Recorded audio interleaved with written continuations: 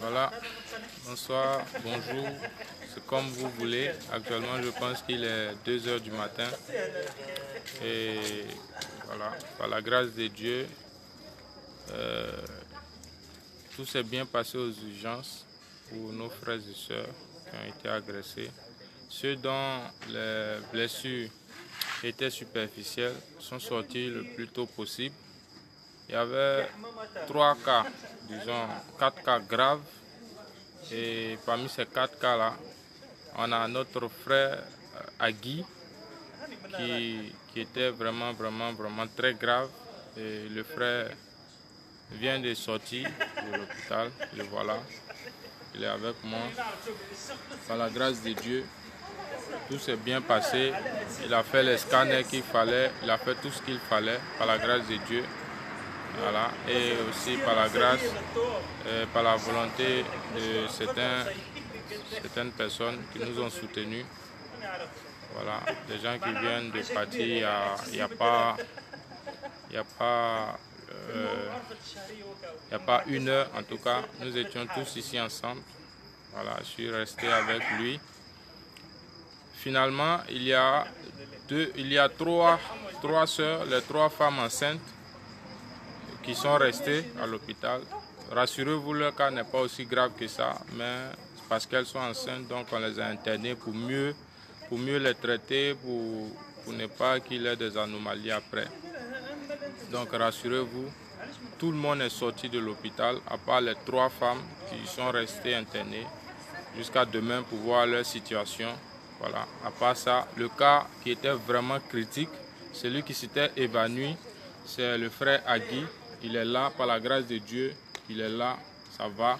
Il va continuer son traitement et Dieu est au contrôle. Nous disons vraiment merci à la communauté. Voilà. Merci à vous tous, merci à tous ceux qui se sont mobilisés. Et on n'aimerait pas qu'il y ait des représailles. Vraiment, soyez indulgents. Ce sont des choses qui arrivent, surtout quand il y a un écart de langue, quand il y a une différence de langue. Tout le monde ne se comprend pas. Des gestes peuvent être mal interprétés. On ne dit pas que ce qui est arrivé aujourd'hui doit être laissé pour compte ou bien doit être considéré comme un cas isolé. Non, ce n'est pas un cas isolé.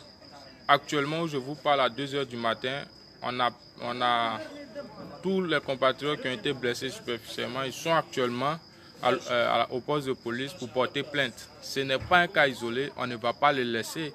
On ne va pas laisser ce cas-là, rassurez-vous. Voilà, la police va faire son travail. Ils ont déjà attrapé certaines personnes, ils sont au poste de police de la Massa et on va porter plainte, on va poursuivre l'affaire jusqu'au bout. Rassurez-vous, nous ne sommes pas des barbares pour nous battre contre eux, non. Eux, ils ont la force physique, nous on a la force mentale et intellectuelle.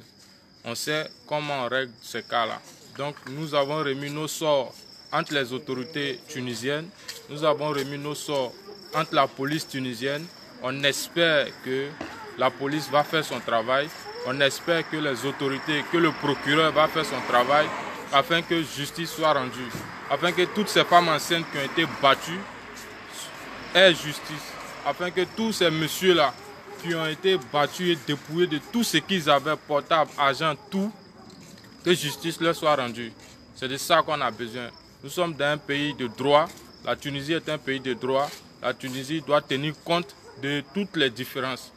La Tunisie doit tenir compte de tous les peuples. Parce que, comme on le dit, la Tunisie est une terre d'accueil. On espère que ce message-là est bien passé. Nous vous disons vraiment merci. Chers Ivoiriens, restez calmes, restez chez vous. Ne vous apprenez à personne. Vous êtes matures, nous sommes à l'étranger. On doit toujours se soutenir de la sorte. Je dis vraiment merci à tous ceux qui sont restés avec nous jusqu'à 2 h du matin. Je dis merci à tous ceux qui ont fait l'effort vraiment de se déplacer du côté de Mongislim. Les Ivoiriens étaient nombreux ici. D'autres sont partis un peu plus tôt, mais d'autres sont restés avec nous jusqu'à 2 h. On vous dit merci. Voilà. Donc je répète encore. Il n'y a que 3 personnes qui sont restées ici. Les 3 femmes enceintes qui ont été battues sont restées. Le cas n'est pas aussi grave, mais les médecins ont voulu mieux les suivre. Voilà pourquoi elles sont restées. Mais notre frère Agui, qui avait perdu connaissance, il est là avec moi. C'est le dernier patient. Il fallait que je reste vraiment pour savoir ce qui se passe réellement de son état. Il a pris les résultats des scanners. Tout est bon. Il va aller se faire suturer les sourcils à Charles Nicolle demain. C'est ce qu'on lui a demandé. Après, acheter l'ordonnance. Et puis, Dieu fera le reste.